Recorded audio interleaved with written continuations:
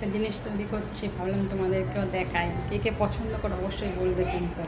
দেখো তৈরি করতে কী লাগছে সেটাই আগে দেখাই। দেখো চালের গুঁড়ো করে নিয়েছি যে মিক্সার মেশিনে, আর চিকেনে যে সবার প্রায় খাওয়া হয়ে গেছে, আমার হয়নি এখনও। আর এই দেখো গোলা গলিয়ে নিয়েছি।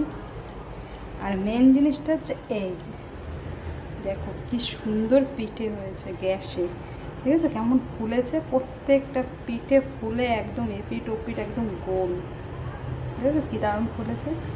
এই জিনিসটা হচ্ছে, আর এই যেটা হচ্ছে, এই জিনিসটা হচ্ছে আমার হাজব্যান্ড ভীষণ পছন্দ করে এই মাংসের সঙ্গে খেতে। তো দুপুরবেলা মাংসটা করেছিলাম, তো এখন বলছে যে এরকম পিঠে দিয়ে মাংস খাবে, এই জন্য চাল ভিজিয়ে রেখেছি। আর ভিজিয়ে যে পিষেও নিয়েছি, আরও কিছু ভিজানো আছে, আর এটা হচ্ছে।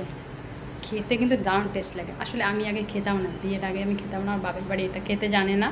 হ্যাঁ, এমনি দুধে ভিজিয়ে খেয়েছি, কিন্তু মাংস দিয়ে পিঠে দিয়ে কখনো খাইনি। শ্বশুরে এসে ফার্স্ট টাইম খেয়েছি।